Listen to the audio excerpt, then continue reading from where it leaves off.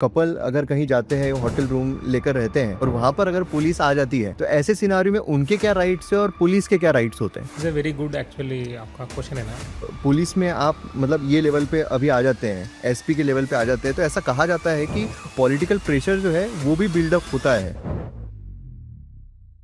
Police उनके ऊपर कुछ पूछताछ कर रही है तो शायद वो हरास कर रही है, यही नजर से देख। तो क्या आपको लगता है कि यहाँ पर ट्रस्ट जो है वो गैप एक क्रिएट हो रही है सिविलियन और पुलिस के बीच में, और अगर हो रही है तो उसको किस तरीके से कम किया जा सकता है? We are there to sort out your problems. तो इसमें जैसे आपने अभी स्किल देने का एंड देन जॉब अपॉर्चुनिटीज जो है वो प्रोवाइड करने की बात की, जो रोजगार मिले हैं तो अप्रोक्सीमेटली क्या फिगर बता सकते हैं? 7,500 लोगों का। अच्छा, उनको रोजगार मिला है। 7,500 पीपल। माइनर अगर दोनों साथ में दोनों के कंसेंट से भागते हैं फिर भी लड़के के ऊपर आएगा। मतलब लड़की ने लड़का के साथ खुद वो के भाग गया, लड़की बोल रहे नहीं मेरे को what ever it is consent से भाग गया, फिर भी गुना लड़का के ऊपर दाखिल हो जाता है। पुलिस के कपड़े पहन के घर पे भी आ गए और वहां पर उन्होंने मांडवली जो है मतलब जो क्रिमिनल्स हैं वही पुलिस के कपड़े कि आपके खिलाफ कंप्लेंट है, चलो हम रफा दफा कर देते हैं, आप पैसे जो है वो दे दो। जो बेसिक अगर लॉ का आपको आइडिया है, अवेयरनेस है, you can not be cheated. कि आपने गढ़चिरौली में भी सर्व किया है तो वहाँ पर वो एरिया जो है काफी नक्सलाइट एरिया माना जाता है। आपको मतलब किस तरीके चैलेंजेस आए थे, मतलब कोई केस अगर आप बता पाओ? पैदल जा रहे हैं, अगर जंगल से भी जा रहे हैं, आपने को पता नहीं किधर भी आईईडी होगा। आईईडी मतलब बम, मतलब जमीन के अंदर वो प्लांट करके रखते हैं। जय हिंद दोस्तों, स्वागत है आप सभी का आज के इस पॉडकास्ट में। और आज जो हमारे साथ गेस्ट है उन्हें वैसे तो कोई इंट्रोडक्शन की जरूरत नहीं है, लेकिन होता है कि हम अक्सर कहते हैं कि हमारी जिंदगी में ये टफेस्ट एग्जाम है, वो टफेस्ट एग्जाम है, लेकिन किसी टफेस्ट एग्जाम को बार बार क्लियर करना ये एक सुपर हीरो की तरह ही काम हो सकता है। तो आज हमारे साथ यवतमाल डिस्ट्रिक्ट के जो एसपी है वो है श्री कुमार सिंता सर। तो स्वागत है सर आपका आज के इस पॉडकास्ट में।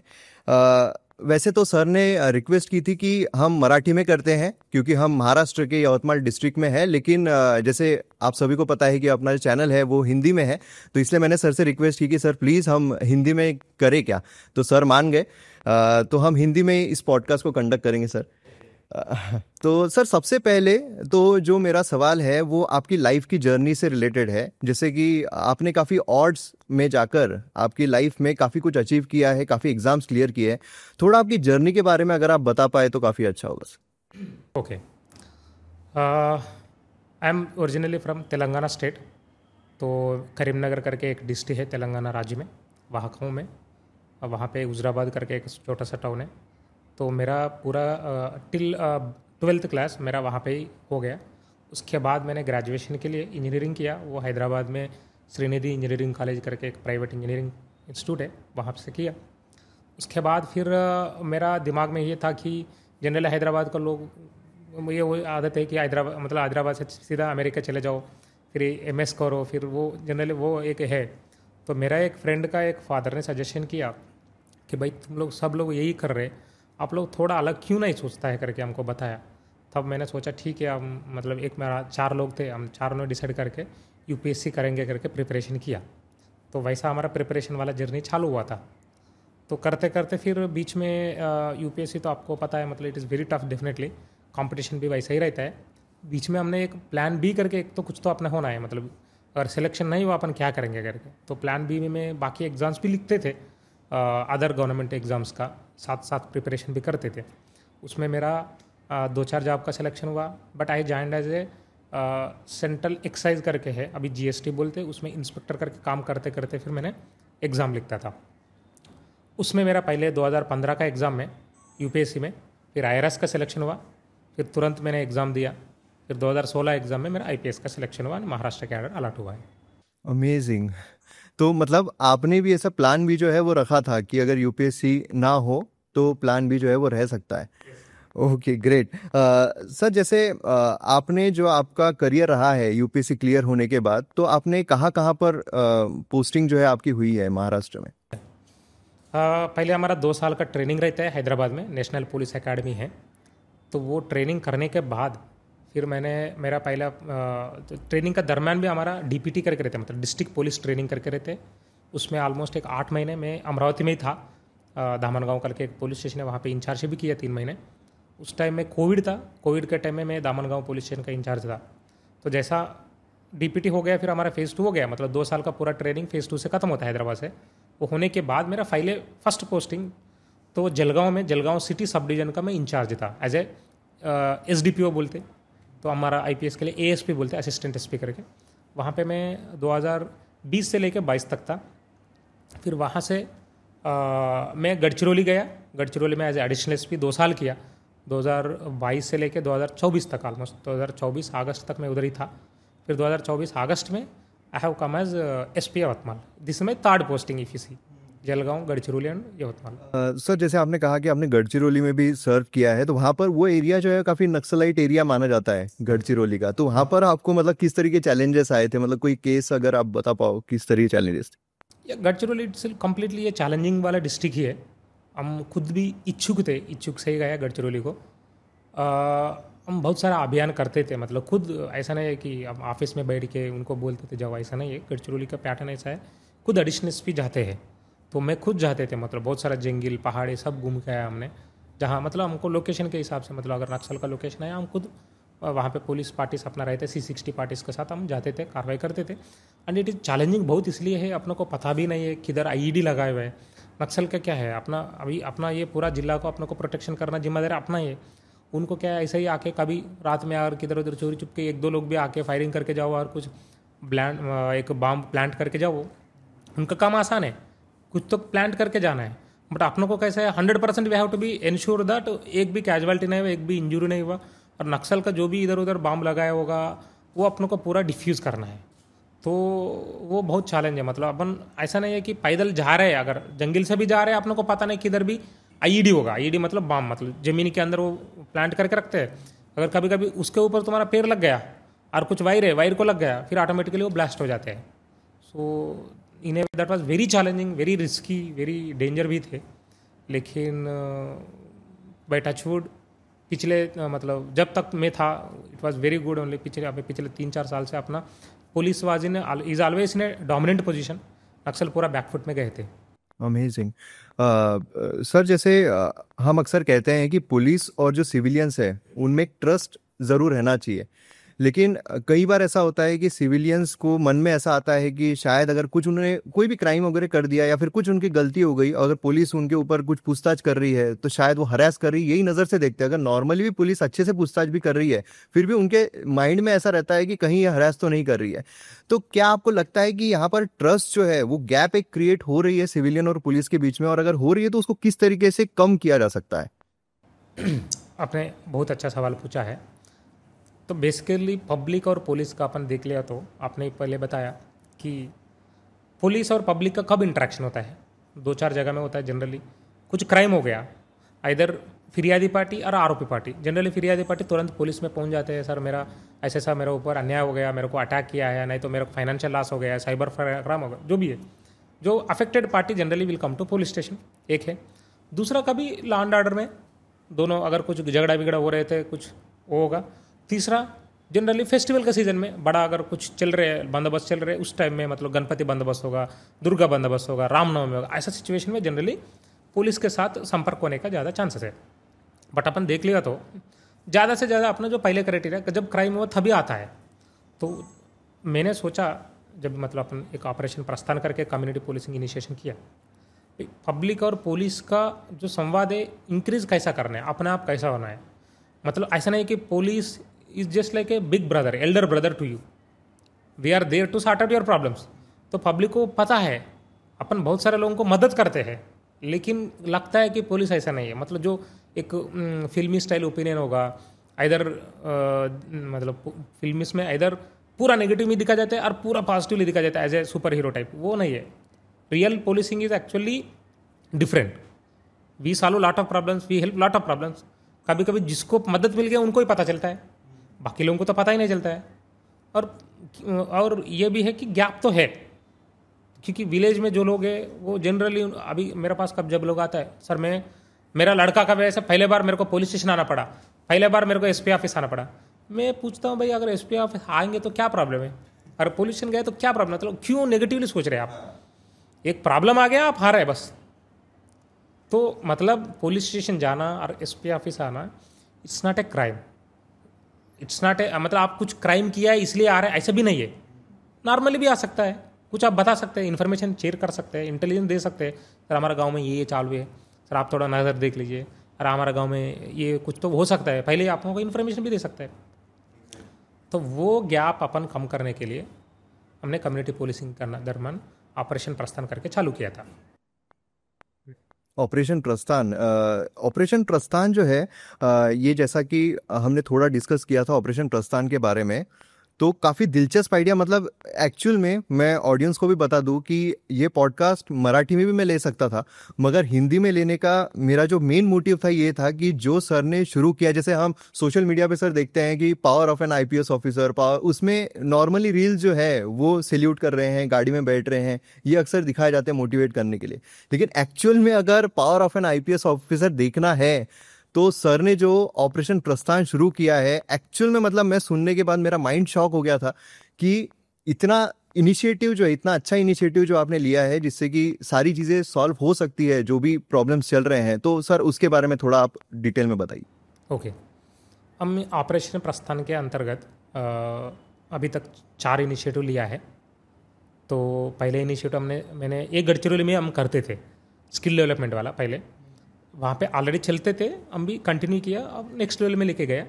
तो इसमें क्या करते हैं अपन, जनरली अपनों को लगता है जो अनएम्प्लॉयड पीपल है दे आर ए लिटिल, मतलब कटिंग एज लेवल में वो लोग बैठे, मतलब फेंस सिटर साइड पे कुछ लोग ठीक है भाई, अनएम्प्लॉयड मतलब तो पढ़ाई करके फिर तुम ऐसा करो, नौकरी मिलना चाहिए, एक कैटेगरी है। थोड़ा तो वेल एजुकेटेड।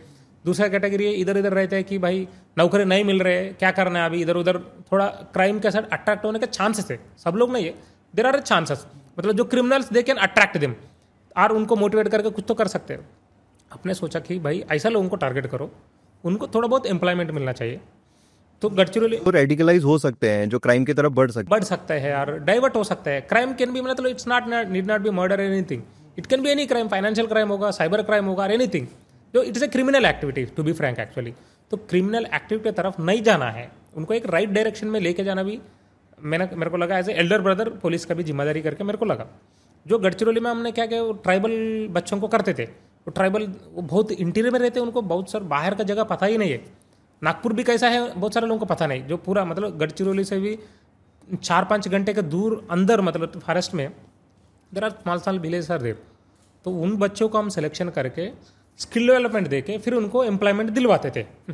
तो वही पैटर्न अपन ऑपरेशन प्रस्थान में इधर चालू किया। रालेगांव में एक प्रथम करके ट्रेनिंग सेंटर है, skill development training centre institution है, उनसे अपन टाइप करके बोला अपन ठीक है, वो भी आते थे गढ़चिरौली को, भाई अपन यवतमाल के लिए भी ट्राई करेंगे।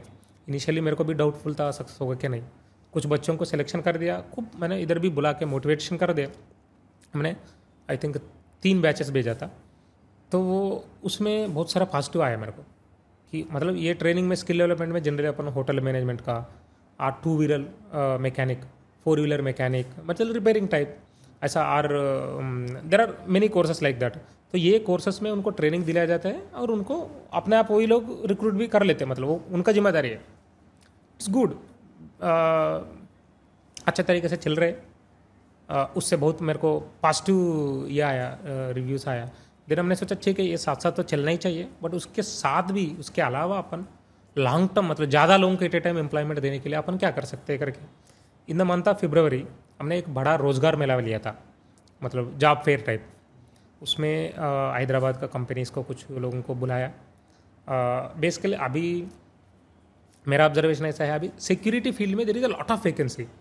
आप अगर जनरल ऑब्जर्वेशन आप देख लीजिए, महाराष्ट्र में कोई भी जिले में जाओ, नौकरी मतलब वो क्या करते हैं, पुलिस भर्ती के लिए तैयारी करते हैं।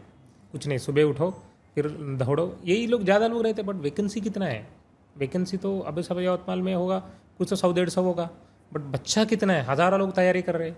तो इसमें फंसना नहीं चाहिए लोग। जिसका सिलेक्शन हो गया, बट जिसका नहीं हुआ तो वो लोगों को कुछ तो अपन करना है करके, ऑलरेडी दे आर फिट है, क्वालिफिकेशन भी है। तो अपन क्या किया, इन लोगों को टारगेट करके सिक्योरिटी गार्ड और सिक्योरिटी सुपरवाइजर करके बहुत सारा वैकेंसी है। Then I realise because security companies have approached me, sir ऐसा वैकेंसी है। उन लोगों को बुला के अपन इनको बहुत सारे लोगों को एम्प्लॉयमेंट अपॉर्चुनिटी दिले। साथ साथ भी बहुत सारे कंपनीज थे, मेडिकल फील्ड में, एयरपोर्ट में जो लोडिंग अनलोडिंग रहता है, ऐसा बहुत सारे एरियाज में अराउंड ऑलमोस्ट 7,500 लोग अपने जॉब फेयर में पार्टिसिपेट किया and most of them have got the jobs.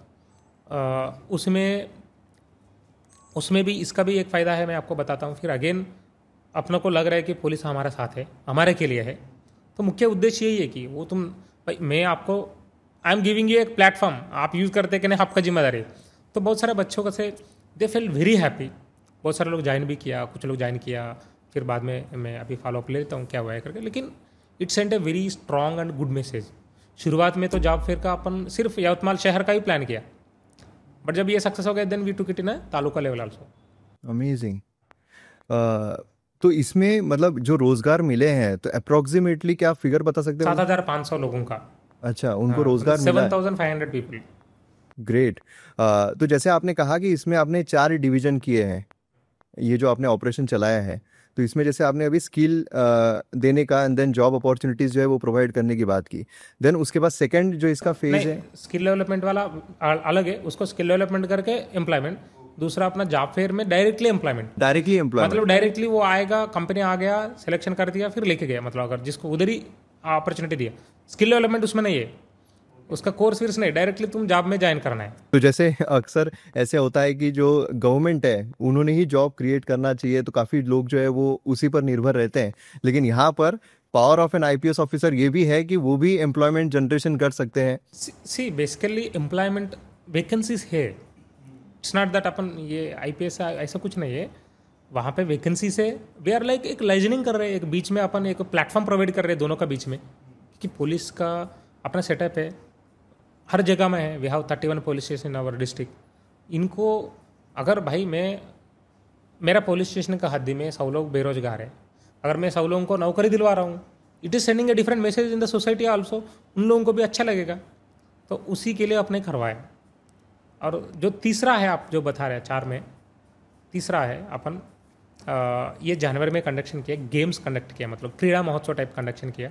उसमें अपन क्या किया, जनरली क्रीड़ा महोत्सव मतलब लोगों को लगे भाई with in the department competitions होते रहते हैं हर साल, अपन वो नहीं किया। आपने क्या किया, पब्लिक मेरा जो भी है इनिशिएशन ले रहा था, पब्लिक और पुलिस का इंटरेक्शन ज़्यादा होना चाहिए, और पब्लिक का जो भरोसा है पुलिस के ऊपर बढ़ना चाहिए, और पब्लिक से मदद भी आना चाहिए अपने को, और इन्फॉर्मेशन भी आना चाहिए गांव लेवल में क्या चल रहा है, टाउन लेवल में क्या चल रहा है। जब तुम्हारा कॉन्टैक्ट अच्छा है, नेटवर्क अच्छा है, तभी आ जाते हैं। तो ये जो गेम्स है अपन क्रीड़ा महोत्सव में कंडक्शन किया, उसमें क्या किया, हमने 3 गेम सिलेक्शन किया, कबड्डी, क्रिकेट और वॉलीबॉल। इसका मकसद ये कि क्रिकेट तो जनरली अपना देश में it's like a now a very big sport and everybody likes it. दूसरा कबड्डी एंड वॉलीबॉल इसलिए सिलेक्शन किया, ये दोनों गांव लेवल में पहुंचा हुआ गेम्स है, सब लोग खेलते हैं, उसका बैट बॉल कुछ ज़रूरत नहीं, एक बॉल रहना चाहिए, ऑटोमेटिकली खेलते हैं वॉलीबॉल के लिए। और इट्स जनरली अपन बोलते हैं फौजों का खेले टाइप। और कबड्डी भी वैसे इट्स मतलब फ्रॉम द एजेस अपना कल्चर में पार्ट ऑफ इट है। ये तीनों गेम्स को अपन पहले गांव लेवल में कंडक्शन करवाए, मतलब पुलिस स्टेशन को बोला तुम सब पुलिस स्टेशन को, तुम्हारा पुलिस स्टेशन हद्दी में जितना भी गांव है उनका लेवल पहले तुम कंडक्शन करवा दो कॉम्पिटिशन। ऐसा हर पुलिस स्टेशन में हुआ। उनके बाद फिर सब डिवीजन लेवल पे, मतलब डीवाईएसपी लेवल पे हुआ अपना जगह में, अपना जिला में टोटल 6 सब डिवीजन है। फिर उसके बाद अपन डिस्ट्रिक्ट लेवल में इधर मतलब जो विनर्स आते हैं इधर गया टोटल। फिर अपन इधर 6 सब डिवीजन से 6 क्रिकेट टीम, 6 वॉलीबॉल टीम, 6 अपना कबड्डी टीम इधर आए थे, कंडक्शन किया। अगर अपन ओवरऑल ही देखा है तो टोटल 560 टीम्स पार्टिसिपेट किया उसमें, एंड 560 टीम्स में total 6,500 people have participated in our game. It is a huge number. तो उसी का इम्पैक्ट मतलब अपन कंडक्शन किया, फाइनल किया, उनको प्राइजेस मतलब अच्छा किया, बहुत बड़ा एक फेस्टिवल ऑर्गेनाइज किया। इसका मतलब फिर अगेन मैं वही बताया कि इसका कम्युनिटी इंटरेक्शन विद पुलिस बढ़ाने के लिए, और जब पुलिस इनिशिएशन ले रहा है पब्लिक को भी मज़ा आ जाता है। और पुलिस मतलब जनरली अपन को लगता है ना कि गेम्स मतलब जो जनरली यूनिफॉर्म वाला फिट रहता है, दौड़ते हैं, गेम्स खेलते हैं, उससे थोड़ा वो लोग भी कनेक्ट हो जाते हैं, पब्लिक भी। उसी तरीके से पब्लिक बहुत सारे लोग पार्टिसिपेट किया। इसका रिलेटेड भी सीएम सर ने भी अपना ऑपरेशन प्रस्थान जो क्रीड़ा महोत्सव का डिटेल में ट्वीट किया था, उससे अपना लोगों का भी थोड़ा मनोबल बढ़ गया, अच्छा हो गया। और दूसरा इसमें क्या हो गया, ये लोग गेम्स में पार्टिसिपेट करने के बाद भी हमने छोड़ा नहीं यार, देर आर टीम्स ओनली। हमने क्या किया, पुलिस स्टेशन लेवल में इनको व्हाट्सअप ग्रुप भी बनाया, ताकि ये लोग अपने पास कंटिन्यूसली मतलब always they should be in touch with us, that is the idea. ताकि उनका भी प्रॉब्लम है, अपने को थोड़ा ओपनली बता सकते हैं। अभी तक जो आदमी पुलिस के साथ टच में नहीं है, बिकॉज वो वॉलीबॉल, क्रिकेट, कबड्डी खेला है, वो ऑटोमेटिकली लग रहा है ये आपके साथ मैं कभी भी पहुंच सकता हूं। जो कम्युनिकेशन है ना वो इनफॉर्मल हो गया। उसी की वजह से अपना बहुत सारे बंदोबस्त में भी अपने को मदद मिला, और बहुत सारे में लैंड ऑर्डर इश्यूज़ में मदद मिला। कभी कभी मतलब मैं आपको डिटेल में बता नहीं सकता हूँ, लेकिन बहुत सारे लोग अपने को अप्रोच किया है, सर ऐसा ऐसा कुछ हो सकता है करके, वो खुद बता रहे हैं, हमारा ध्यान में आया है, क्योंकि उनको एक्सेस है। अभी थानेदार का नंबर है, डीवाईएसपी का नंबर है, कुछ लोगों के पास मेरा भी नंबर है, कुछ मैसेज डालेगा और फ़ोन करेगा, उससे अपनों को मतलब it is A by product कि अपनों को ऑटोमेटिकली बहुत सारा मदद मिल रहा है, और हम भी उनको भी मदद करने के लिए कभी भी तैयारी है। तो गेम्स का वजह से पुलिस और मतलब जब भी अपन आप देख लिया स्कूल में भी क्लासरूम में बहुत सारे फॉर्मल सेटअप रहते हैं, when you go to the ground whether it is teacher also, teacher भी खेल रहे हैं, इट इज़ इनफॉर्मल सेटअप।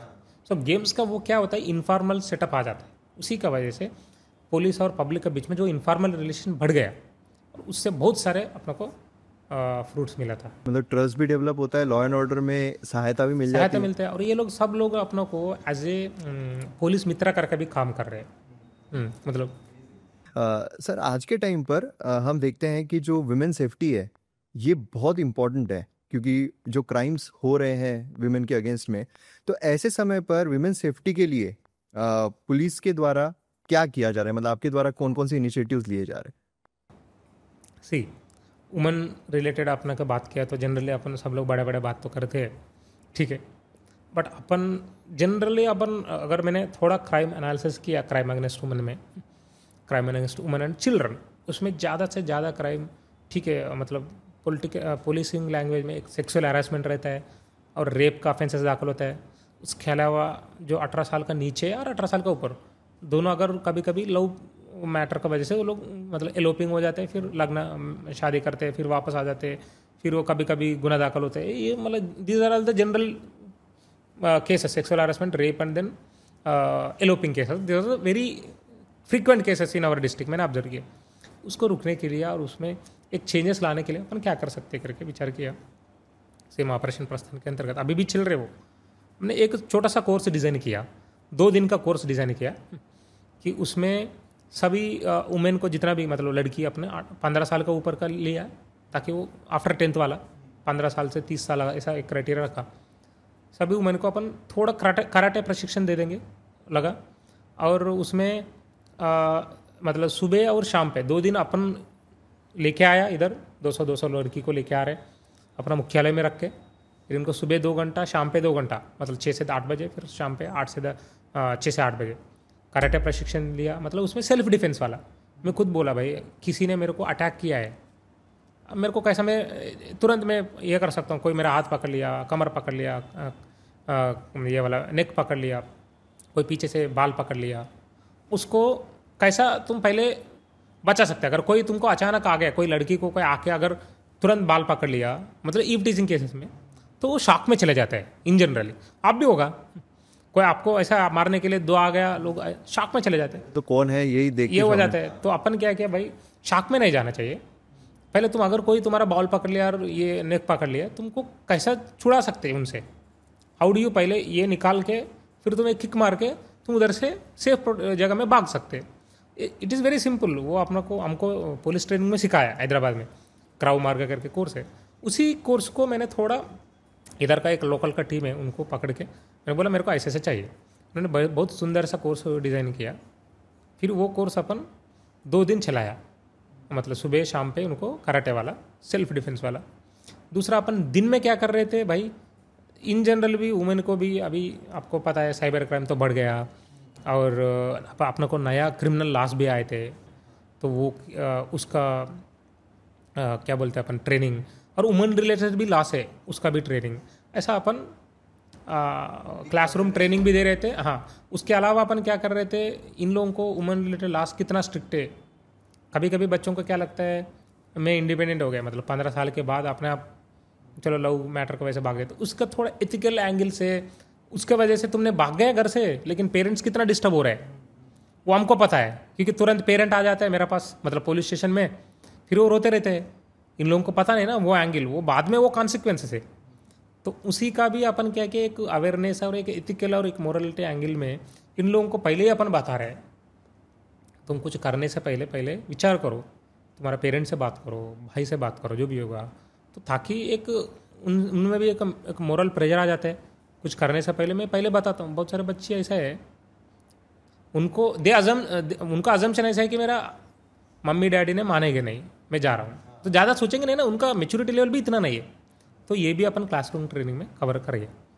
तो इससे रिलेटेड मतलब कोई ऐसे दंडनीय अपराध में आता है, जैसे अगर भाग जाते हैं कोई लव मैटर की वजह से? हाँ, इसमें कैसा है, अंडर 18 एबो 18, अगर अंडर 18 का लड़की भाग गया दूसरे के साथ, मतलब it's as good as it is kidnapping only. Section बोलते हैं अंडर 18, मतलब उनको ओके भी, मतलब लड़की ने लड़का के साथ खुद वो के भाग गया, लड़की बोल रहे नहीं मेरे को what ever it is, consent से भाग गया, फिर भी गुना लड़का के ऊपर दाखिल हो जाता है बाय इट इज मतलब consider as a kidnapping only. अच्छा, मतलब माइनर अगर दोनों साथ में दोनों के कंसेंट से भागते हैं फिर भी लड़के के ऊपर आएगा। It's kidnapping only, law is very clear. तो बहुत सारा अभी अपना इसके बाद अपन वो भी लड़कों को भी मार्गदर्शन करना इंपॉर्टेंट है, क्योंकि बॉयज़ को पता नहीं है, इज़ नॉट ए क्रिमिनल, उनको लगता है मैं आई मीन लव में लेके जा रहा हूँ, बट इट्स ए ऑफेंस। मतलब अगर लड़की ने वो अगर मिल जाते हैं दोबारा आ जाते हैं, उसके बाद लड़की ने अगर ये माना भी कि हाँ मैं कंसेंट से गई थी, फिर भी it is offence only. And दूसरा इसमें इट इज़ किडनैपिंग पहले। दूसरा बात, अपन लेके आने के बाद अगर वो लोग 7 दिन, अगर 4-5 दिन बाहर रुका किधर रूम लेके आने के बाद लड़की को अपन ये करते हैं, लड़की ने ये स्टेटमेंट दिया कि हमारा फिजिकल रिलेशन भी हुआ, then it will attract POCSO and then rape also, so लड़का के अगेंस्ट में। So there is no consent here, मतलब consent is immaterial, I mean to say. तो कंसेंट दिया नहीं दिया इट डजेंट मैटर अंडर 18 का लड़की का। तो इसलिए law is very strict with respect to crime against women and children, but लोगों को पता नहीं है। और कभी कभी ऐसा भी है, लड़की को भी, लड़की तो जो भी है सच बताती है और बोलती है लेकिन मेरे को गुनाह दाखिल नहीं करना है, इनके ऊपर कार्रवाई नहीं करना है। तो लॉ इज़ नॉट दैट, भाई तुम्हारा ओपिनियन से it is immaterial, whether offence has taken place और not, that is the important thing. तो ऑटोमेटिकली गुनाह दाखिल होकर वो अरेस्ट हो जाएगा, बहुत बड़ा कार्रवाई चलते रहते हैं। दूसरा बात, एबो 18 का it is like missing only, but एबो 18 केसेस में भी बहुत सारे केसेस में ऐसा हो जाता है कि वो अपन लेके आने के बाद भी अगर वो स्टेटमेंट दी कि मेरा फिजिकल रिलेशन हुआ है, then again it will attract a rape case only against the boy. 18 के ऊपर तो पर वो अडल्ट हो जाएंगे। अडल्ट तो हो गया, it's not A kidnapping. But मैं ये बोलता हूँ कि अगर जनरली पेरेंट्स ने गुनाह दाखिल किया, मिसिंग वाला अपन दाखिल करते हैं, वापस ले आने के बाद लड़की ने बताया, कभी कभी पेरेंट्स को देख के वापस आने के बाद उनका थोड़ा माइंड सेट चेंज हो जाता है। पेरेंट्स को देख के उनको भाई भागने से पहले क्या लगता है, कुछ इट्स ए रोमांटिक वर्ल्ड बाहर, जैसा घर से बाहर गया, तुमको घर नहीं है, पैसा नहीं है, खाने के लिए नहीं है, कुछ भी नहीं है, they will realise the reality no. तो रियलिटी समझ में आने के बाद उनको लगता है 10 दिन 15 दिन वट एवर, 1 महीने 6 महीने जब भी अपन लेके आते हैं, जब मिलने के बाद, तब दे रियलाइज़ कि मैंने गलती किया हूँ पेरेंट्स को देख के, तब वो लोग पूरा स्टेटमेंट दे देते क्या क्या हुआ है। उस टाइम में भी अगर फिजिकल रिलेशन वाला एंगल आ गया, then it will attract rape offence against the boy. इसी से रिलेटेड मेरा एक और क्वेश्चन है, जो ऑनलाइन काफ़ी सर्च भी किया जाता है और इसका ऑथेंटिक जो सोर्स है वो शायद आपसे बेहतर और कोई है ही नहीं। जैसे आपने कहा कि कपल अगर कहीं जाते हैं, होटल रूम लेकर रहते हैं, तो ऐसे सिनारियो में अगर दोनों अडल्ट हैं और दोनों के पास सही आईडी प्रूफ है और वो अगर होटल में जाकर रह रहे हैं और वहाँ पर अगर पुलिस आ जाती है, तो ऐसे सिनारियो में उनके क्या राइट्स है और पुलिस के क्या राइट्स होते हैं? सी पुलिस का इतना देख सकते हैं कि इधर प्रॉस्टिट्यूशन चल रहे कि नहीं, अपन जो होटल रेंट में यही देखते हैं। तो प्रॉस्टिट्यूशन का फिर वो बहुत बड़ा टॉपिक है। हाँ, इंडिविजुअल लेवल में तो it's not offence, but as a group आप देखते हैं अभी कभी कभी जैसा मूवीज़ में, एज एक ग्रुप टाइप एक हाउस लेके फिर चला रहे हैं, it is definitely offence. Okay, मतलब एक लेडी ने एक 4-5 लड़की को रखे फिर प्रॉस्टिट्यूशन टाइप चला रहा है, it is a big offence. But individual level में it's not a prostitution type. जब पुलिस चेक करते हैं, इसका मतलब कुछ इलीगलिटी चल रही है क्या, उसके लिए चेक करते हैं, और कुछ फोर्सफुली चल रहा है क्या। अगर आप लोगों को पता नहीं ना, ये तो लेके गया, अब लड़की को अगर कोई मतलब बॉय एंड गर्ल को कोई लेके जा रहा है, आप बताया hotel, whether it is due to voluntarily I or due to threat or due to come conduciveness, मतलब तुमने कुछ इलाज दिखाया, मेरे साथ आ जाओ, तुमको मैं नौकरी दिलवाता हूँ, तुम्हारे से शादी करता हूँ, लेकिन तुम्हारा इंटेंशन में नहीं है ऐसा, ऐसा भी हो सकता है। ये तीनों केसेस में इट अट्रैक्ट्स ऑफेंस ओनली। तो जब अपन चेक करते हैं, यही चेक करते हैं कुछ इलीगलिटी चल रहा है क्या, वो चेक करते हैं, बस उतना ही है ना। वो अभी होटल्स खुद जनरली दो गो बाय स्ट्रिक्टली, उनका भी इमेज खराब हो जाता है ना, तो इसलिए वो लोग भी स्ट्रिक्टली अभी I think they are verifying very. हाँ, तो जैसे ये नहीं होता है कि पुलिस जो जैसे बहुत ऐसे बोलते हैं कि अगर वहाँ पर पुलिस आ गई तो सीधा उठा कर लेकर जाएगी, ऐसा मतलब ये नहीं होता है। अगर वहाँ पर ऐसे कोई प्रोस्टिट्यूशन चीज़ें नहीं चल रही है, नॉर्मल एक होटल है, वहाँ पर अगर लड़का लड़की है और अगर पुलिस कहीं आती है, अगर सब लीगल है उस समय पर, लीगल है तो जनरली कुछ नहीं है, बट इन जनरल पूछताछ तो पुलिस करते हैं कुछ इधर इट इज़ मतलब consensual or not, whether that hotel is being used frequently by some couples for मतलब this kind of activities, then again definitely it sends a different wrong message to the society, then police will keep a watch on that hotel and then do action. Okay. Sir, जैसे आजकल जो crime है, cyber crime से बहुत ज़्यादा बढ़ गए हैं।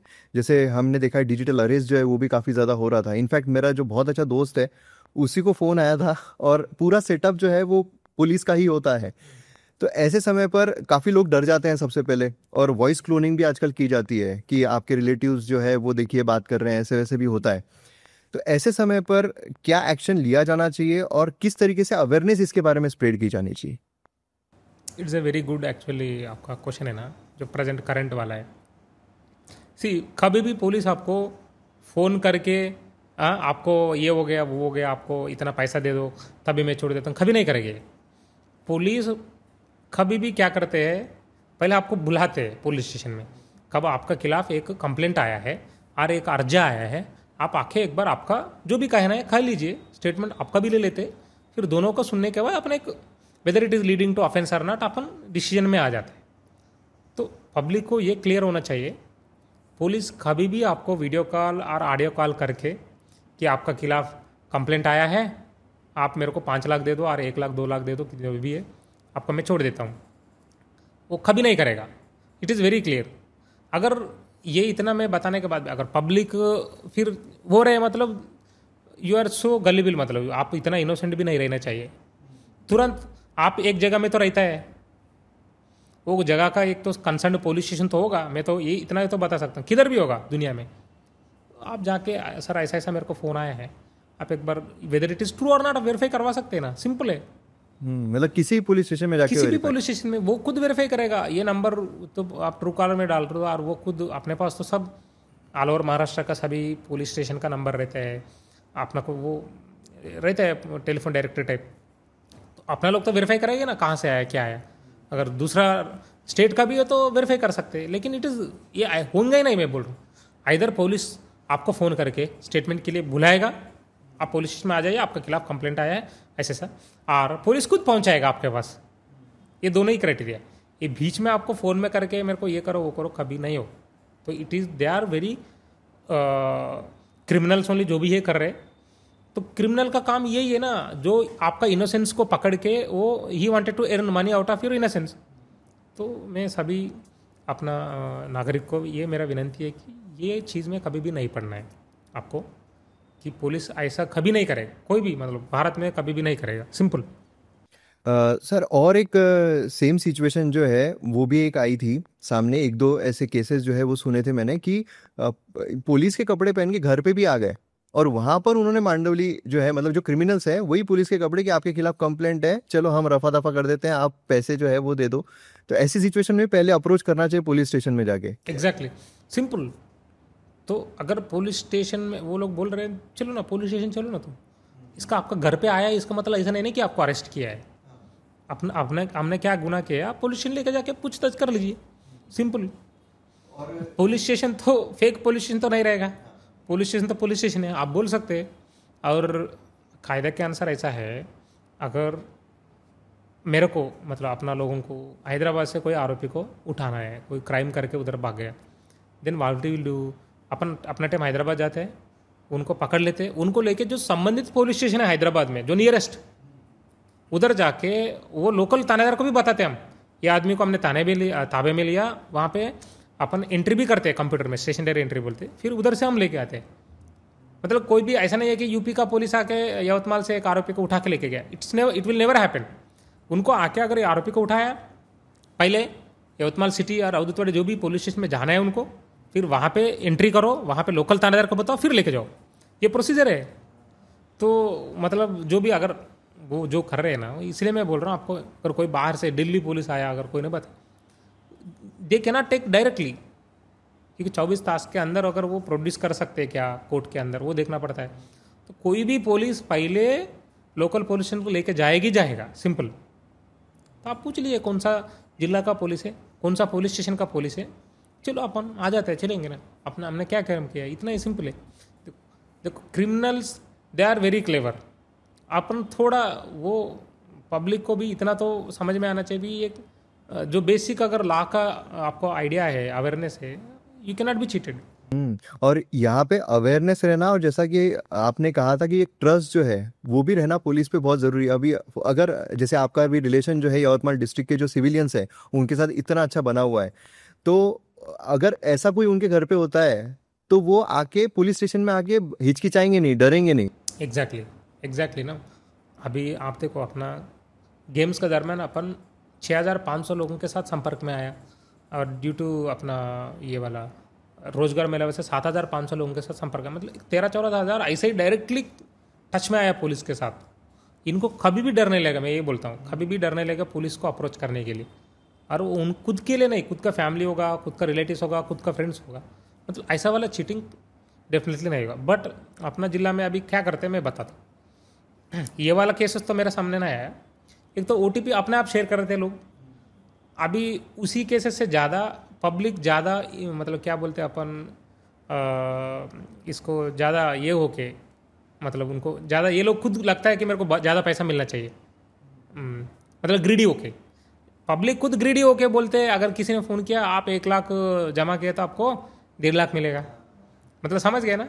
तो उसी में ऐसा कोई नहीं दे सकता, कोई भी नहीं देगा। हाँ, मतलब 25 दिन में पैसा डबल वाली 25 दिन में डबल होगा, 2 साल में ट्रिपल होगा, ये वाला केसेस ज़्यादा है जो फाइनेंशियल फ्रॉड है। मैं तो ये सभी को बोलता हूँ कि कोई भी आपका पैसा डबल ट्रिपल करके नहीं दे सकता है तुरंत। वो करना है तो खुद करेगा ना, वो खुद ये धंधा क्यों कर रहे फिर, तो इट्स इम्पॉसिबल। उसी में ही सब बहुत सारे लोग पैसा डाल के, एक चीज़ ये चीटिंग हो रहा है। दूसरा स्टॉक मार्केट करके, फेक स्टॉक मार्केट वेबसाइट्स है बहुत सारे, ऐसा भी अपना जिला में हुआ है। मतलब एक वेबसाइट कोई तो क्रिएट कर लेते, बोलते आप डालेंगे तो पैसा आपको तुरंत, हमारा को पता है इनसाइडर ट्रेडिंग है ये वो बोल के, उनको लगता है कि आपका जो कंपनी में डाल रहे हैं उसका स्टॉक्स बढ़ेगा। वो मतलब वेबसाइट ही पूरा फेक होता है वो पूरा। ऐसा भी लोग एजुकेटेड पीपल, मतलब जो ग्रेजुएशन हो गया, जिसने अच्छा तरीके से कंपनी में काम कर रहे, वो लोग भी चीटिंग हो गया उनको भी। वो दूसरा एक कैटेगरी मैंने ऑब्जर्व किया, मतलब साइबर फ्रॉड से रिलेटेड। तीसरा ऐसा भी है, कुछ लोग बच्चा लोग हैं, उनको लगता है कि अभी भी गवर्नमेंट नौकरी पैसा दे के मिल सकता है, मतलब रेलवेज में मेरे को नौकरी मिलेगा, कोई तो बोलेगा तुमको मीडिएटर की 10 लाख दे दो, 20 लाख दे दो, मैं आपको नौकरी दिलवाता हूँ। ये कभी नहीं होगा अपना ये ज़माना में। मैं तो बोलता हूँ कि भाई नो गवर्नमेंट जॉब आपको पैसे से नहीं मिलेगा। Everything is completely computerised, CCTV camera का अंदर में चल रहे। तो ऐसा भी एक केस हुआ है अपना पुसाद में कि 4-5 बच्चा की हमने 10-10 लाख लिया सर, वो बोले हमको रेलवे का नौकरी दिलवाते हैं। मैंने बोला भाई तुम कौन सा दुनिया में जी रहे हो, इट्स नॉट पॉसिबल। मैंने बोला और आप लोग भी क्रिमिनल ही हो, आप पैसा दे के आना चाहते हो ना तो फिर अपना गुना दाखिल करके वो इन्वेस्टिगेशन चल रहे। बट मेरा कहना है कि पब्लिक को कि नो नौकरी, आपको कोई भी नौकरी पैसे से नहीं मिलेगा। सब मेहनत ही करना है, हम सब लोग भी, हम इधर ही बैठा है, मेहनत से ही होता है, hard work and smart work. Sir आजकल जैसे क्या होता है कि जो मतलब रैलीज निकलती है, कोई रिलीजियस रैलीज होती है, कोई मतलब होता है कि कोई पॉलिटिकल रैलीज निकलती है, ऐसे सिनारियों में कुछ लड़के रेडिकलाइज होके या ब्रेन वॉश होकर उसमें कुछ ऐसी भी चीज़ें कर लेते हैं जिससे कि वो दंडनीय अपराध में फंस जाते हैं। तो ऐसी कौन सी चीज़ों का ध्यान रखना चाहिए यूथ ने कि ऐसे इसमें जाने के बाद उनकी लाइफ, क्योंकि अगर कुछ अपराध में फंस गए तो उनकी लाइफ ही डिस्ट्रॉय हो जाएगी, तो वैसी उनकी लाइफ डिस्ट्रॉय ना हो पाए।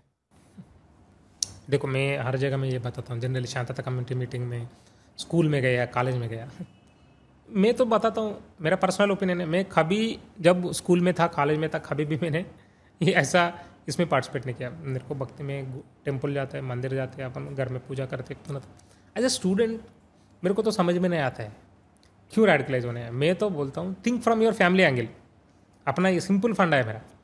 भाई आप कौन हो, आपका फैमिली किधर हो, आपको क्या करना चाहिए।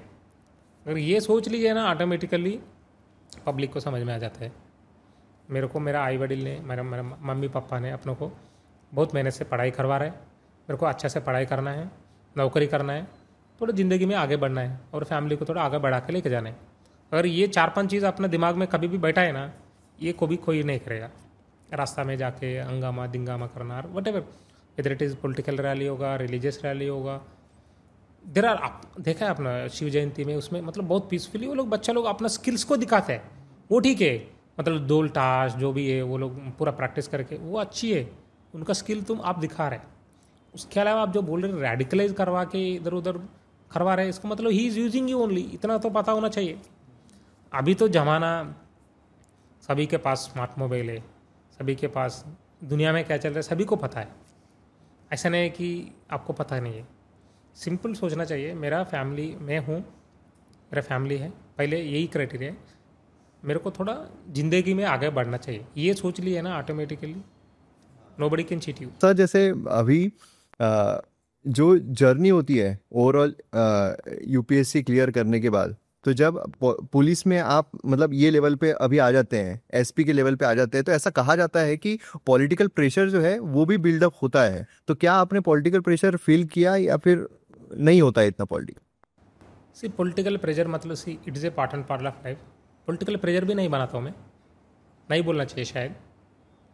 सिर्फ पॉलिटिशियन का भी लाइफ मैंने स्टडी किया, उनके पास जो भी होगा, इधर इज एमएलए एमपी और मिनिस्टर होगा, सुबह उठ के उनके घर पे 10 लोग आ जाते हैं, उनको लगता है ये हमारा प्रॉब्लम सॉर्ट आउट करेगा करके जाते हैं। वो क्या करेगा, ऑब्वियसली वो फ़ोन उठा के उनको तो किसी को तो जो संबंधित डिपार्टमेंट को फ़ोन तो करना ही है। उसमें 2 तरीके हैं, वेदर लीगल और इलीगल, वेदर रूल में बैठ रहे नहीं बैठ रहे, वो देख के कार्रवाई करना हमारा जिम्मेदारी है, उतना ही है। तो मतलब कोऑपरेशन सही से होता है? ऑब्वियसली मेरा cooperation with all the politicians excellent here, very good. मेरे को तो कोई इलीगल तो बताते नहीं है। इट्स लाइक ऑफिसर को देख के वो लोग भी काम करते होगा, पता नहीं। अपन तो इलीगल मैं करता हूँ नहीं, तो मतलब मैं ये नहीं करता हूँ, मदद नहीं करता हूँ, definitely they can not tell me. तो जो भी है लीगली जितना भी बताते हैं मैं उतना बोलता हूँ, तो इसको पॉलिटिकल प्रेशर नहीं बोल सकते मेरे को लग रहा है। इट्स लाइक उनका काम है, वो भी they are public representative ultimately. जैसा we are coming through exam, they are coming through election system, और उनको ऊपर ज़्यादा जिम्मेदारी है, हर 5 साल में उनको तो इलेक्शन में जाना ही है। सर जैसे यहाँ पे यूपीएससी क्लियर करने के बाद, एसपी बनने के बाद, 2 आप चीज़ें ऐसी बताइए कि एक जो बहुत अच्छी है, मतलब एक पावर आपको जो मिलती है सोसाइटी चेंज करने के लिए, जो भी आपको जो पावर मिलती है, और एक ड्रॉबैक जो आपको फील होता है कि यूपीएससी क्लियर करने जो मैं पोजीशन पे आया हूँ, तो ये एक ड्रॉबैक है, तो ऐसा आप शेयर कर सकते? सी आई थिंक मैंने वो पावर यूज़ किया, ये तो पावर ही नहीं है, पहले मैं बोलता हूँ। There is no word of power now, ठीक है, इट्स ऑल रिस्पॉन्सिबिलिटी ओनली। अपनों को शासन ने, मतलब गवर्नमेंट ने और कायदा के हिसाब से कुछ जिम्मेदारी दिया गया है, वो जिम्मेदारी को पूर्तता करना अपना जिम्मेदारी है। बहुत सारा मतलब if you see more of responsibility only. Power मतलब क्या होता है, पावर मतलब आप इफ़ यू मिसयूज इट, आप कुछ गलती नहीं किया, सपोज मैं आपको अटक कर रहा हूँ, दैट इज़ पावर। वो मैं तो नहीं कर सकता, मैं करूँगा नहीं, जो भी है मैं कायदे के हिसाब से कर रहा हूँ। इट इज़ मैं नहीं कर रहा हूँ, कायदा बोल रहे ऐसा ऐसा करना है, मैं कर रहा हूँ, तो it is my responsibility to implement the law. तो पहले जी मतलब इससे मेरा जिम्मेदारी है कायदा को इम्प्लीमेंट, अमल बजावन करना। तो there is no word of power, I will say. दूसरा चीज़ आप जो क्या बोल रहे थे आप, नेगेटिव क्या बोल रहे हैं, ड्रॉबैक बोल रहे। ड्रॉबैक मतलब मेरे को तो personally I didn't feel any drawback, I am very happy person. मैं तो ये फील करता हूँ कि भगवान ने अपनों को, मेरे को एक सीनियर ने बताया, पहले मैं भी इनिशियली जब सर्विस में आया था पुलिस में, क्योंकि मैं IRS में था, थोड़ा वहाँ पे सिंपल लाइफ के टाइप ऐसा लगा। जब इधर आए भाई थोड़ा ये क्या होता है, लोग आपको 12 बजे भी फ़ोन करते हैं, 1 बजे भी, रात में 2 बजे भी फ़ोन करते हैं। मेरा नंबर को जनरली पहले इधर तो पता नहीं, बट जलगांव में था, सभी लोगों को पता थे, फ़ोन करते, मैं उठाते थे, थोड़ा अपना पर्सनल लाइफ डिस्टर्ब होते थे, तो कभी कभी लगते थे क्या कर रहे हैं अपन। और उसमें 80% तो कॉल्स मतलब फेक नहीं है, ये रहते कि वो खुद गलती किया होगा और खुद फ़ोन करते, मैं खुद गलती किया हूँ, पहले मैं खुद आपको फ़ोन कर रहा हूँ, साहब को बताता हूँ मैं उनके खिलाफ। मतलब दोनों पार्टी का भी मिस्टेक्स होता है, और जो फ़ोन करते हैं, मेरा ऑब्जर्वेशन है वो ज़्यादा अग्रेसिव पार्टी हो जाते। तो लेकिन मेरा एक सीनियर ने बताया कि पुलिस का नौकरी है ना, ये एक्चुअली भगवान ने दिया है, मतलब you are blessed to be in police. क्यों मैं बताता हूँ। किसी को प्रॉब्लम आया, कोई भी होगा, पहले भगवान के पास जाएगा और पुलिस के पास आ जाएगा। भगवान के पास भी गया, उनका प्रॉब्लम सॉर्ट आउट करने के उनको लगता है कि मतलब जो रियल भगवान तो पुलिस ही है। पब्लिक को लगता है, अभी भी 80% ऑफ पीपल को लगता है। तो वो सॉर्ट आउट करने के लिए अपनों को भगवान ने एक अपॉर्चुनिटी दिया है। इससे अच्छा क्या हो सकता है, आप बताइए। तो अगर उसी एंगल से देख लिया, देयर इज़ नो ड्रॉबैक। शुरुआत में मेरे को लगते थे, मैंने आपको बताया, देन आई फील लाइक यार, वो मैं बोलते थे, मेरा अधिकारी को भी मैं ये बताता है, मेरे को आपको पहले बताया मैंने, अगर 10 में 8 फ़ोन कॉल, मतलब 80% इधर उधर हो सकता है भाई, 20% लोगों के लिए फ़ोन उठाओ जो उसमें कोई किसी को एक्सीडेंट हुआ होगा, पता नहीं, आपका नंबर है, फ़ोन कर रहे हैं मदद के लिए, और किसी के साथ कुछ अन्याय हो रहे होगा, आपको फ़ोन कर रहे हैं। तो एक आपका फ़ोन से उनका ज़िंदगी बच सकता है, उनका जो नुकसान है वो नहीं हो सकता है। It is very simple. मेरे को फ़ोन उठा के बात करके फिर संबंधित थानेदार को और संबंधित वालों को भेजना है। ऐसा बहुत सारे लोगों को, मैं अभी रात में भी इधर भी मेरे को फ़ोन आया, बोलता हूँ अपना नाइट राउंड में भी अधिकारी घूमते रहते हैं, कंट्रोल को बोलता हूँ इधर इधर कुछ हुआ है भेज दो। तो एक चीज़, अपना गुन्हे जो होने वाला कम हो गया, और जो बंदा जो अफेक्टेड पार्टी हो रहे हैं उनको भी मदद हो रहे हैं। तो जो ड्रॉबैक जो लगता है मेरे को, ड्रॉबैक नहीं है। जो I feel personally there is no drawback. I am very happy, comfortable, very खुश, मतलब सक्सेसफुली हैप्पी हूँ मैं। हाँ सर, यहाँ पे मतलब 2 क्वेश्चन मेरे इंटरलिंक्ड है कि एक तो मतलब ऑडियंस के लिए कि पुलिस कस्टडी और जुडिशियल कस्टडी, इसमें डिफरेंस क्या होता है, और पुलिस कस्टडी जैसे यवतमाल डिस्ट्रिक्ट में जो भी कस्टडी में होंगे या फिर जो जिन पे गुनाह दाखिल हुआ होगा, तो उनको वापस, क्योंकि कुछ कुछ ऐसे होते हैं जो गलती से हो जाता है या अपनी ज़िंदगी और बेहतर करना चाहते हैं बाद में, तो उनके लिए क्या पुलिस कुछ कर रही है? पहले पुलिस कस्टडी, जुडिशियल कस्टडी ऐसा है, मतलब कोई किसी को, आरोपी को अपन अरेस्ट करने के बाद उसको अपन पीसीआर लेते हैं, मतलब पुलिस कस्टडी रिमांड, मतलब पुलिस ताबे में ले रहे हैं, उनको कोर्ट के पास लेके जाते हैं, बोलते हैं ये इन्वेस्टिगेशन में इनका इंट्रागेशन करना हमको ज़रूरी है, इनसे कुछ हमको पूरा एविडेंस जो भी होगा और उनके पास कुछ तो इन्फॉर्मेशन होगा वो लेने के लिए उनसे वो उनका पुलिस कस्टडी रिमांड लेते हैं, मतलब पुलिस लॉकअप में बिठा देते हैं। तो जैसा जज ने बोलते, हमने मतलब 1 हफ्ता मांग लिया, मेरे को 7 दिन इनका कस्टडी ज़रूरत है, ताकि बाकी भी आरोपी है क्या और बाकी क्या क्या किया है वो ही बता सकते हैं आरोपी। तो वो उनसे लेने के लिए अपने पुलिस कस्टडियल रिमांड लेते हैं। उसके बाद जैसा खत्म हो गया, फिर कोर्ट ने क्या करते हैं, उनको जेल पे भेजते हैं ना, अपन जेल पे भेज, उसको बोलते हैं जुडिशियल कस्टडी। जेल नहीं है एक्चुअली, वो लीगल लैंग्वेज में उसको बोलते हैं अपन जुडिशियल कस्टडी, मतलब जो भी है जेल में है they are under judicial custody. तो डिफरेंस वही है, अगर if somebody is in the lockup, police lockup, he is in police custody, if somebody is in jail he is in judicial custody. So that is the difference. And दूसरा जो मतलब जो judicial custody में जा चुके हैं, jail में जा चुके हैं, या फिर पुलिस कस्टडी में है, जो ऐसा लग रहा है कि इतना गुनाह जो है वो नहीं है या फिर ऐसा है, तो इनको मेन स्ट्रीम में, क्योंकि जिनकी मानसिकता है अच्छा बनने की या गलती हो जाती है किससे, तो वो चाहते हैं कि मैं अच्छा और करूँ लाइफ में, तो उसके लिए पुलिस कुछ करती है। सी बेसिकली जेल अथॉरिटीज ने कुछ कुछ कर रहे होगा, इधर मैंने स्टडी नहीं किया अभी। जनरली जेल में जो भी कन्विक्टेड लोगों के लिए वो लोग स्किल डेवलपमेंट उनका चलता है, कुछ लोगों का मतलब वुडन वर्क करवाते हैं, कुछ वेजिटेबल फार्मिंग करते हैं, ऐसा कुछ है। जो अंडर ट्रायल रहते हैं उनके लिए कुछ नहीं है शायद, ऑलरेडी दे आर, क्या होता है जेल में already they are overcrowded रहते हैं, उनको बाहर लाना तो मुश्किल है, मतलब बाहर ला के अपन तो ट्रेनिंग नहीं दिला सकते। वो बाहर आने के बाद अपन क्या करना है उसका एक प्लानिंग है मेरा, लेकिन सभी लोगों से नहीं कर सकते। अपन ऐसा सोच रहे हैं इसमें अपना फोकस एरिया है जो अंडर 18 का बच्चा है, क्राइम किया है, मतलब जो 16 साल का बच्चा, 17 साल का बच्चा कुछ क्राइम किया है, उनको अपन टारगेट करके उनको थोड़ा एक राइट डायरेक्शन में लेके जाने के लिए एक प्लान है, वो अपना आगे करने वाले हो, आपको आगे पॉडकास्ट में बताऊंगा मैं। तो सर, जैसे अभी जो प्रोसेस है, पुलिस प्रोसेस होती है, तो वो काफ़ी लेंदी समझी जाती है किसी की, मतलब किसी का भी माइंडसेट ऐसा होता है कि अब इसमें फंस गए तो अब मतलब चलता जाएगा ये चीज़ जो पुलिस का है, तो ये क्यों इतनी लेंदी होती है? मतलब क्या उसके वैकेंसी रीज़न है या और भी कुछ उसके पीछे कारण? नहीं, इफ़ यू सी, एक गुना दाखिल होने के बाद मोस्टली तपास अपना सीरियस केसेस में 90 डेज़ का टाइम दिया है, कुछ कुछ केसेस में 60 डेज़ का टाइम है चार्जशीट दाखिल करने का। मतलब इन्वेस्टिगेशन ख़त्म होकर चार्जशीट दाखिल करने के लिए कुछ केसेस में 60 डेज है, कुछ केसेस में 90 डेज है। एंड 90% ऑफ द केसेस में अपना चार्जशीट तुरंत मतलब with in that period only दाखिल हो जाता है।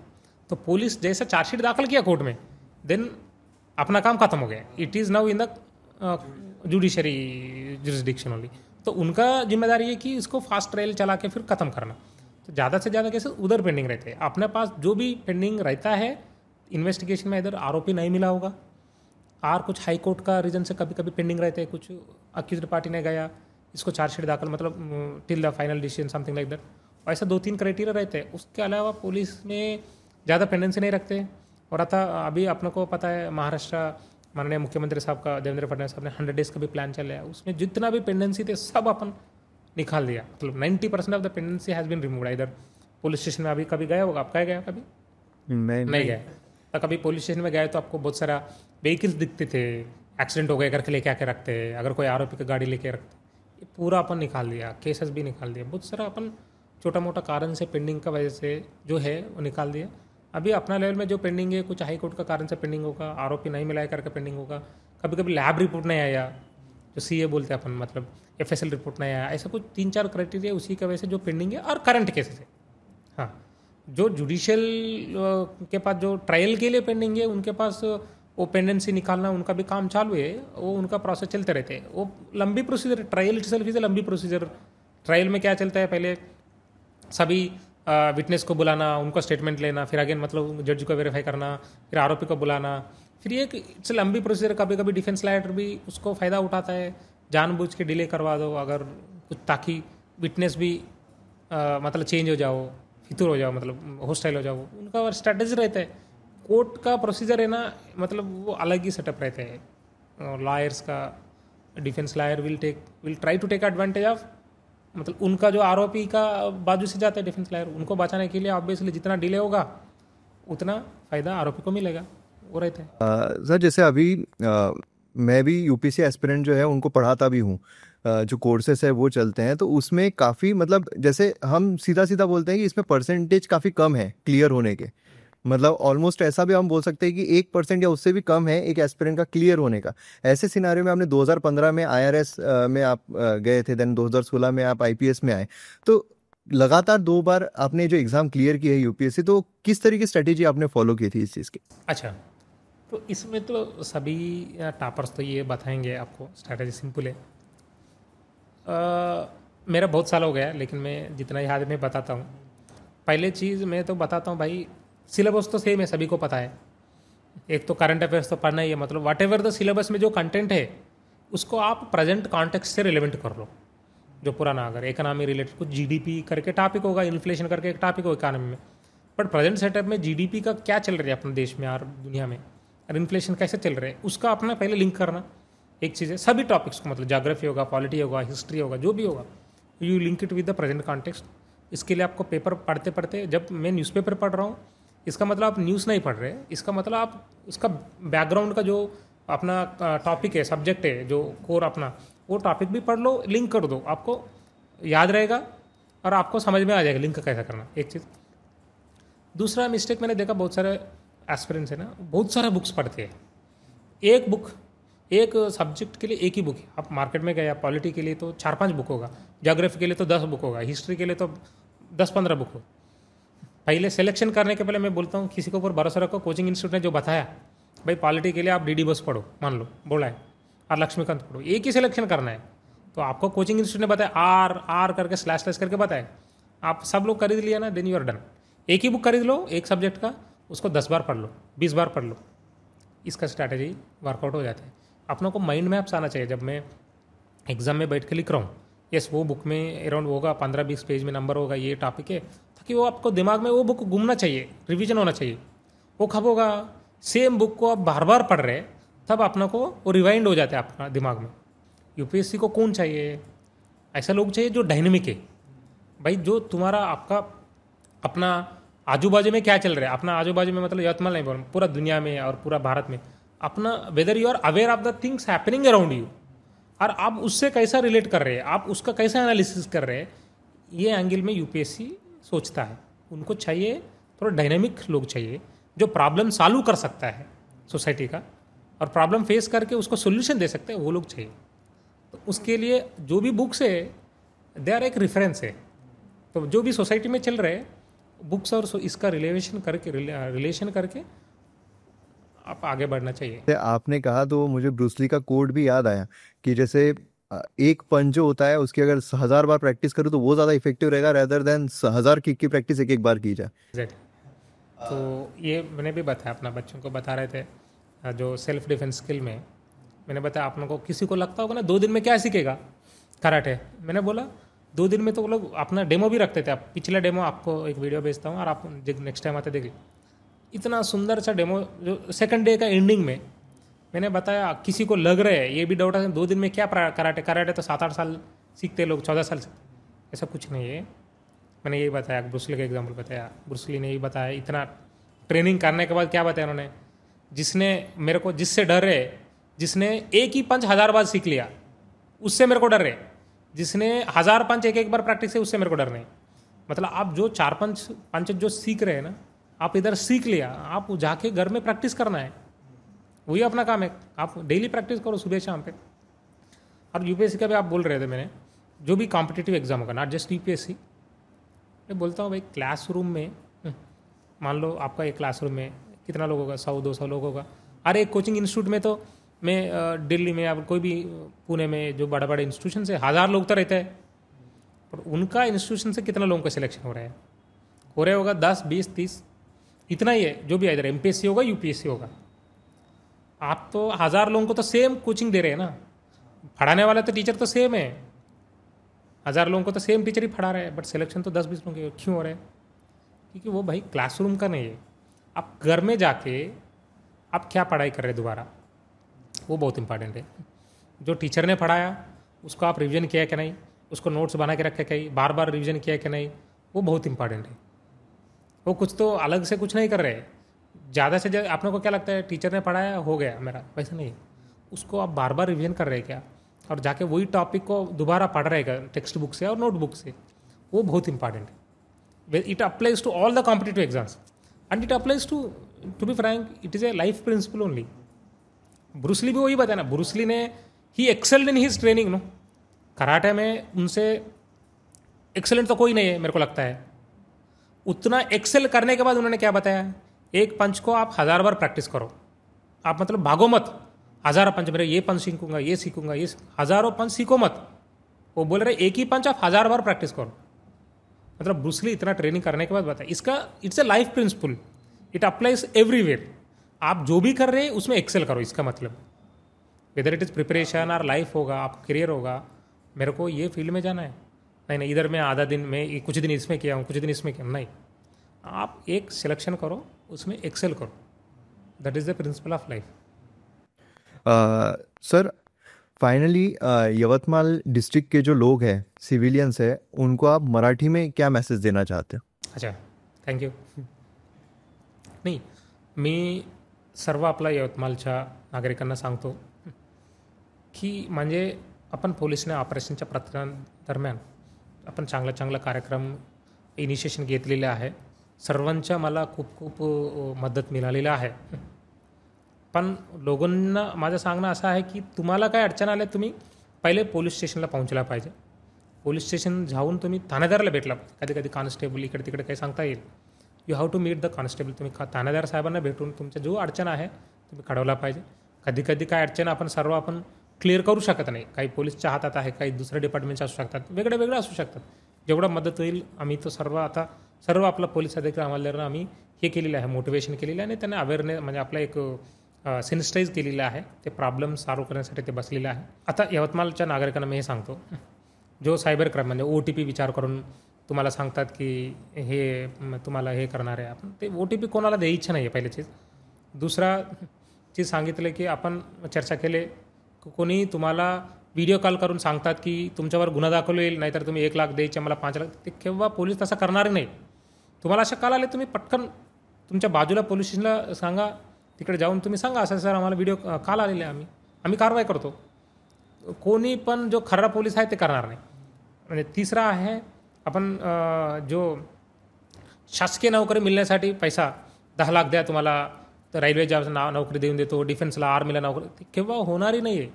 आता सर्व शासकीय नोकरी totally A merit based and ते पूर्ण CCTV पर्यवेक्षणामध्ये असतात ते. तो इट इज ऑल मेरिट. तुम्ही त्याच्यापेक्षा पहिले तुम्ही अभ्यास करा चांगल्या पद्धतीने, ऑटोमॅटिकली तुम्हाला जो तुमच्या मेरिटच्या अनुसार तुम्हाला नोकरी भेटणार आहे. चौथा मी सांगतो, जो फायनान्शियल फ्रॉड्स आहे, म्हणजे कोणी 1 महिन्यापूर्वी ऑफिस ओपन केले, तुम्हाला सांगतात की तुम्हाला आम्ही 10 लाख द्या, तुम्हाला 20 लाख देतो, आम्ही डबल करतो, ट्रिपल करतो, ते केव्हा करू शकत नाही. Better to invest in a trusted agencies, trusted institutions असेल, बँक्स असेल, जो पण असेल तुम्हाला जिथं करायचे ते. म्हणजे जो फ्रॉडस्टर्स तुम्ही कोणी तुम्हाला सांगितलं बाई तुम्हाला पटकन आम्ही पैसा डबल ट्रिपल करून देतो, म्हणजे ते फ्रॉडस्टर आहे, सिम्पल. त्याच्यापेक्षा तुम्ही पहिले आम्हाला सांगा. इट्स आपला नाराजीवर येते, त्यांना वाटतात की कोणी बाकी लोक पण चिटिंग होणार नाही, त्यांच्यावर आपण लक्षात असेल. हे 4 प्रकरणं आहे जो क्राईम आहे. आणि एक इम्पॉर्टंट मुद्दा आहे मला सांगायचे. आपल्या यवतमाळ जिल्ह्यामध्ये आता आपण बघितले भरपूर लोक काय करतात, रॅडिकलाइज होऊन जे रोडवर, आता रॅडिकलायझेशनच्या पेक्षा जास्त लोक म्हणजे रोडवर रॅडिकलायझेशनवाला कमी आहे. आता रॅडिकलायझेशन असं झालं आहे, ते स्वतः मोबाईल बघून कुठेतरी काही व्हॉट्सअप काही व्हिडिओ फोटो बघून रॅडिकलाइज होतात, ते स्टेटस ठेवतात. काही म्हणजे आक्षेपार्ह पोस्ट, अरे आक्षेपार्ह व्हिडिओ स्टेटस, व्हॉट्सअपला स्टेटस, अरे इंस्टाग्रामला स्टेटस, अरे इंस्टाग्रामला कमेंट टाकले, अरे पोस्ट टाकले.